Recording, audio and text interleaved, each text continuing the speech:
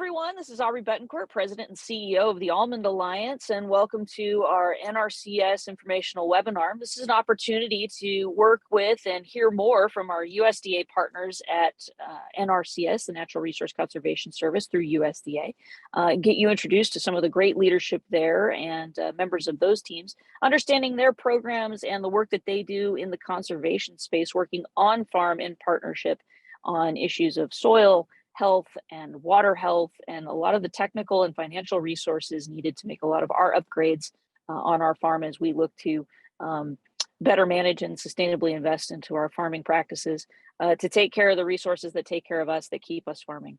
So today is being recorded and it's being provided to you all. We want to encourage you, of course, to visit almondalliance.org and reach out to our office as well if you have any questions at your local level or even regarding other parts of the macro programs. This is a great relationship we have with USDA, and we're looking forward to more of that going forward.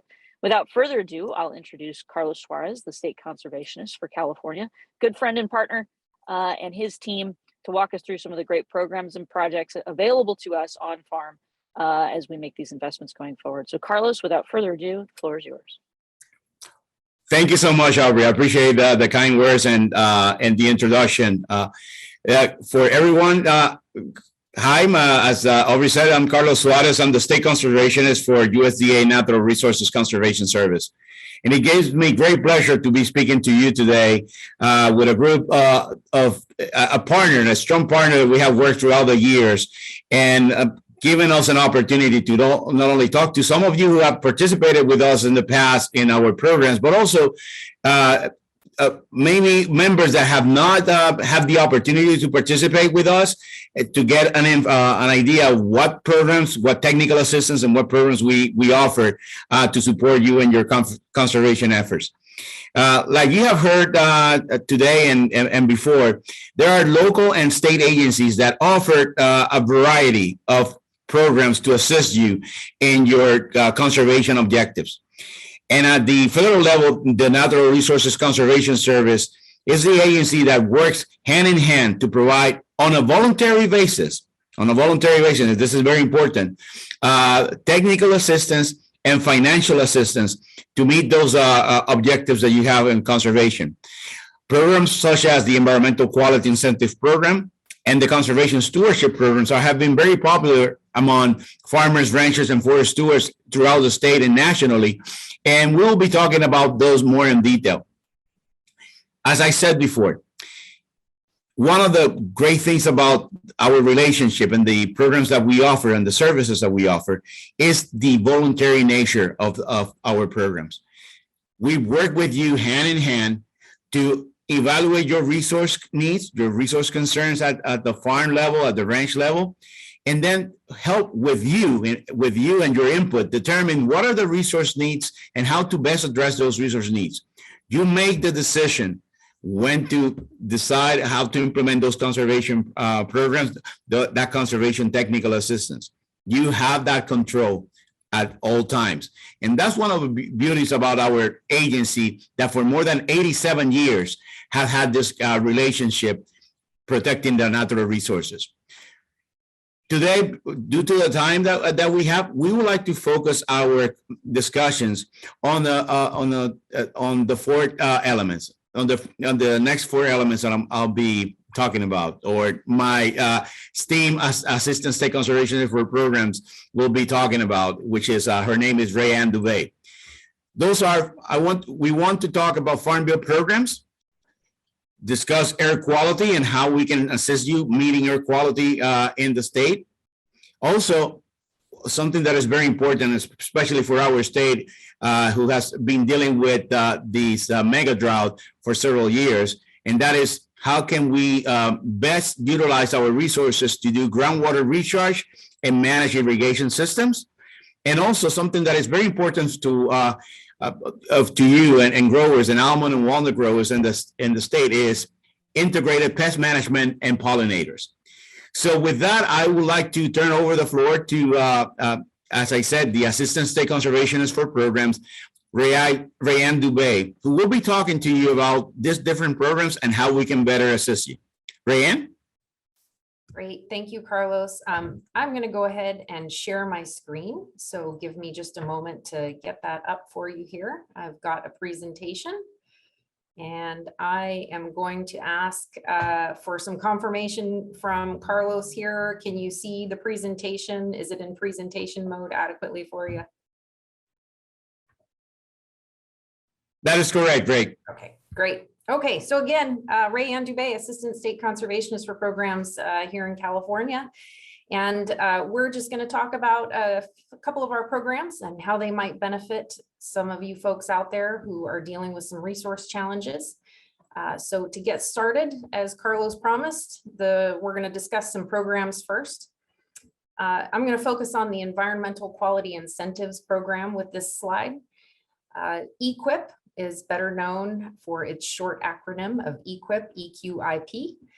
Those projects are typically ranked competitively around the state, and we fund those projects based on their ranking until we are out of funding for a given year. The contracts associated with those applications can be anywhere from 1 to 5 years in length, and up to 10 years if it's required for the producer to have time to install the project. Payment is provided once a practice is installed and certified, and typically California receives about $80 million annually for program dollars to distribute within California. Underneath the EQIP program, there is a new program called the Conservation Incentive Contracts. So it is an offshoot of EQIP. We call it EQIP CIC. This year, we're focusing all of the available funding under EQIP CIC on cropland.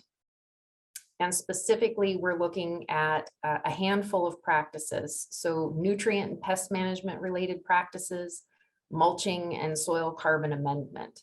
We've restricted the list of practices available through this program to focus on cropland and those handful of management practices, recognizing that a lot of our producers are requesting assistance with some of those management issues, and we have a limited pot of funding available to address that. So cropland and those handful of issues, we're looking at that. Those contracts typically are 5 years in length, and it can be offered a renewal at the end of those 5 years, and it could be up to 10 years total.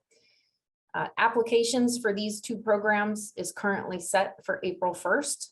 So the April 1st deadline for this fiscal year. However, we do accept applications year round. So if you are interested in putting in an application at any time, an office can accept those at any time. The next program that we'll be looking at is the Conservation Stewardship Program. This program provides incentives to producers who are already employing good stewardship on their land, which in our world, those are existing practices. You already have an upgraded irrigation system and you're applying your water as efficiently as you can, but there might be some room for improvement there.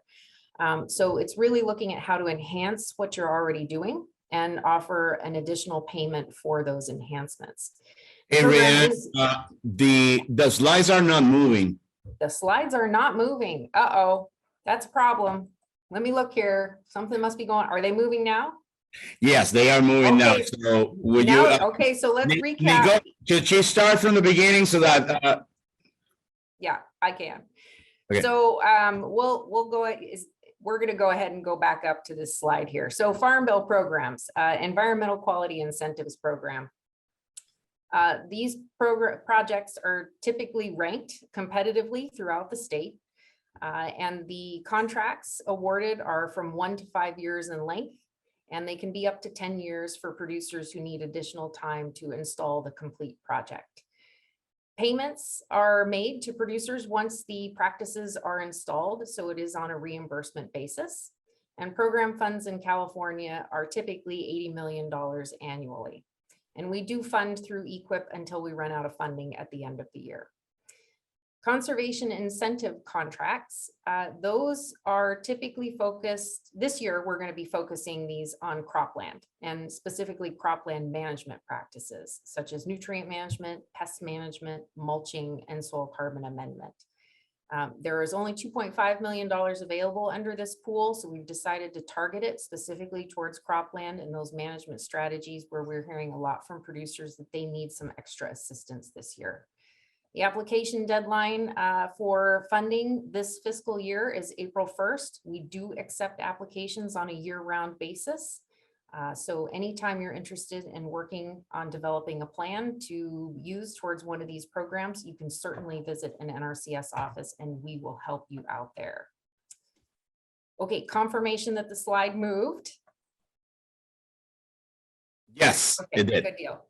All right. So the next program that we're going to look at is the Conservation Stewardship Program. And this program is dedicated to producers who are interested in improving stewardship on the existing practices that they already have in place. So for those who already have an upgraded irrigation system, you're irrigating very efficiently, you might have some room to enhance the water savings that you're already achieving. This is the program that would be for you. We look at what you've already done and find ways where you can enhance that stewardship to the next level. It is best suited for participants who have a history of documenting their management strategies. And these contracts are also a 5-year contract, and they are eligible for renewal at the end of those 5 years.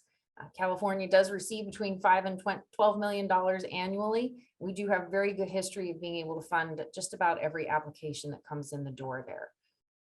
So the next program or the next set of slides that we're going to look at is going to concentrate a little bit more on the practices that we find are most successful with our almond partners. Environmental Quality Incentives Program, the EQIP program, has offered our producers avenues for helping with air quality specifically. There's a couple of practices that are of most priority here in California. One is our low dust harvesters, where there is a priority given to folks that are in a non-attainment area for particulate matter. And it is considered a management practice to use the low dust harvester. Another popular practice that we have available is the engine replacement program, where we're looking at replacing engines that have lower air quality emissions with newer like equipment that helps improve the air quality and also helps keep California in compliance with some fairly strict air quality requirements. That is a very popular program here in California that we will continue to see for the next couple of years.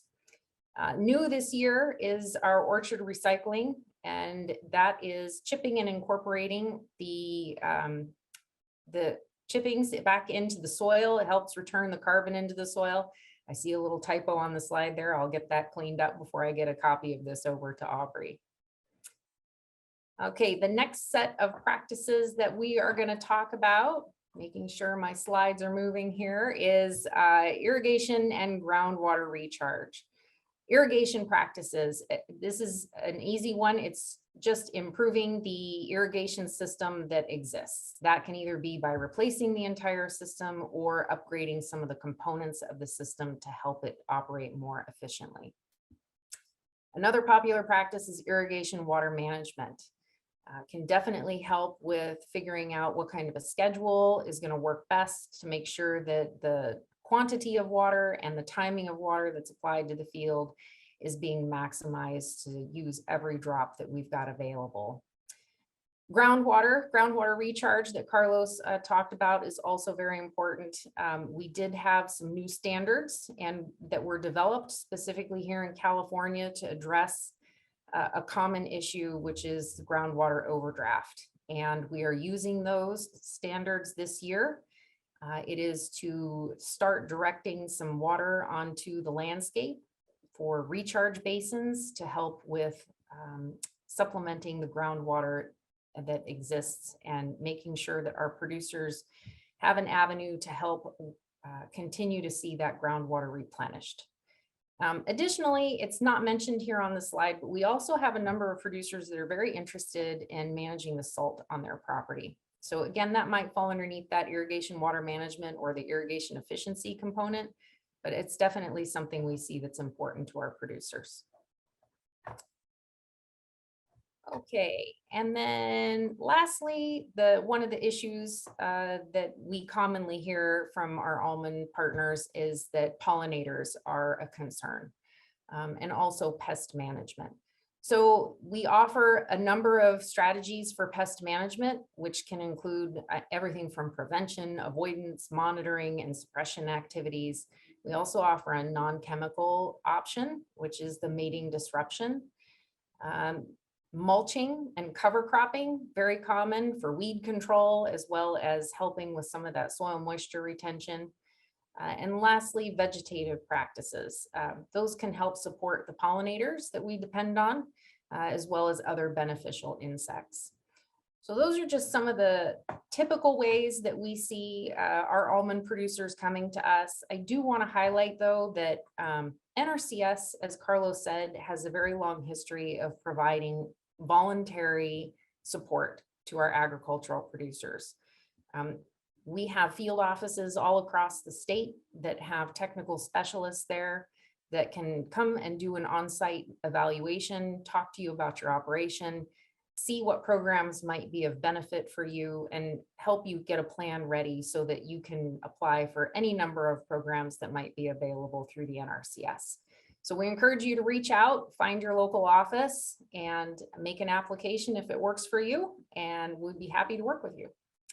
So I think that's it, Aubrey. Thank you. I hand it back to you. Yeah, hand it on back. I cannot thank you enough. I do have a couple of questions. With my background, obviously, I am very well versed in EQIP as applies to the water side.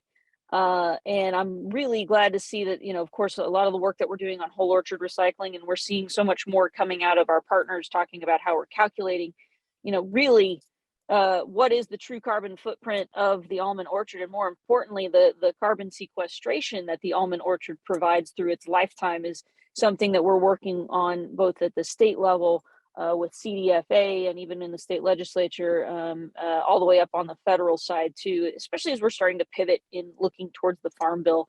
Really encouraged to see that in there as a practice, and it just, of course, it dawned on me. I was like, yeah, of course it makes sense in EQIP. That makes total sense. And then on the pollinator side, we have a long history at the Almond Alliance of working to support pollinator habitat and pollinator health. And so, as the state is just now kind of getting its programs rolling, we're going to be actively advocating to make sure that these two programs talk to each other well, both the state and the federal. Through that. But more importantly, I think it's really, really the most important thing to know for our producers watching is you have an office in almost every county in the country, and it's all about that custom technical assistance and technical planning. And as we think through what cropping is going to look like going forward, especially in a post-SGMA world, the USDA NRCS is going to be such an important partner for us as we reimagine our own landscape and reimagine our own cultural practices to continue to produce and to continue to farm and to also meet our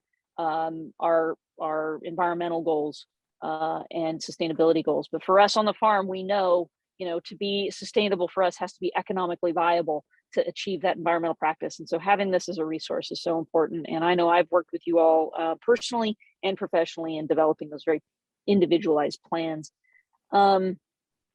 On the recharge side, real quick question, we have a lot of different practices in terms of how we can do recharge. Are, things like injection or subsurface, or is it, and percolation as well, are all of those practices accepted under NRCS, or are there any stipulations on what types of recharge can be done? So here's what I'm going to offer. The practice that we have developed this first go round is more to deal with water spreading and managed aquifer recharge. That MAR strategy is something that folks have used a lot, but the way I have read through the practice standard itself, it's really a water spreading activity. So future, where we may go from there, we're just getting our feet wet with this particular practice this year. So sorry, no pun intended there. Everyone would love to have a little bit of wet feet right now, but yeah, we're going to start with the water spreading and see where that takes us. But Okay. We have here in California, I know under Carlos's leadership, anything that we can do to try to stay ahead of the game in helping our producers find new strategies and getting those into the system so that we have a way to help them with it all through some cost share assistance and technical assistance. We're definitely going to try to keep up on that. No, I appreciate that. And that's something that I'm excited to work with you on too, as these technologies continue to develop. The other question I have with regards to recharge, and I don't expect you to have all the answers on it, but we do know recharge from basin to basin has various permitting requirements or legalities. How does NRCS help navigate that, or what does a producer need to do? Do they need to have that figured out before they walk into your office? Do your offices stay up to snuff on this stuff? What's kind of the thing that we can be good customers as we explore these options working with you? Yeah, so as a federal agency, we are required to make sure that we do an analysis of every project that goes in. And part of that analysis is evaluating what kind of additional permits or conditions might need to be met through another agency to make sure that we can go through with the project. And although we don't necessarily assist producers if there is another permit needed with actually making the permit, we certainly help guide them in the right direction, and we definitely work with those permitting agencies on a regular basis. So the responsibilities of additional permits does fall on the landowner themselves. Do you have to have it figured out before you walk through the door? No, we will help you walk through that. Fantastic. That's And good. in addition to that, to what Rayanne covered very well, the permitting, as you know, the permitting requirements may vary from location to location, from county to county, or region to region within the state. We do partner and collaborate with those permitting agencies to navigate and understand what will be the requirements needed by the farmer in order to implement these practices. But also we have the Resource Conservation Districts, or RCDs, who have assist us in this process, and they play a vital part and key role in helping us delivering conservation, and also assisting farmers, ranchers who need a permit or need that kind of assistance. No, that's fantastic. And the RCDs are great partners going forward too. Especially as we're thinking, broader basin style management here. So that's very important. And I know that there's a lot of partnerships with the RCDs with also distribution of funds and things like that. So perfect. Well, these are great tools and assets. Cannot thank you all enough for recording today and for providing this information today. Again, and I'm speaking to my members out there. I know from personal experience, having worked with this team very closely when I was the partner there at Farm Service Agency, and then having the opportunity to work nationwide with a lot of the USDA partners as well. And I'm saying this maybe because I'm a little biased, but I've had to work with a lot of places. No disparaging anybody else, but I do think we have the best team in California, especially when it comes to these conservation programs like EQIP and some of the others in that space too. So really looking forward to our continued partnership, Carlos, Rayanne, and your teams. Again, to the producers, if you don't know, go in the office. This is what these teams do. And again, it's that customized, localized management and technical expertise that is so invaluable to us as we really start leaning in to what the future looks like for our industry. It's something that, as the almond community has always been very sophisticated. And I think we're looking forward to more partnerships in this space. I'm also going to encourage you all as members to reach out to me. If you're talking to your local NRCS and you're getting feedback about something that's just not working, get that information fed up through Almond Alliance. We are on the technical committee with the state here, so we can instantly start talking to Carlos and Rayanne about what programmatic or policy changes we need to see, or what we can do to make sure that we make these programs work for us too on the ground. So make sure you're communicating both through Almond Alliance and through your local NRCS, because truly this is about the service that we can provide. So thank you again so much. Thank you again for joining us today and for watching this today. There will be more information, so stay tuned and sign up to be a member at almondalliance.org. Take care. Thank you.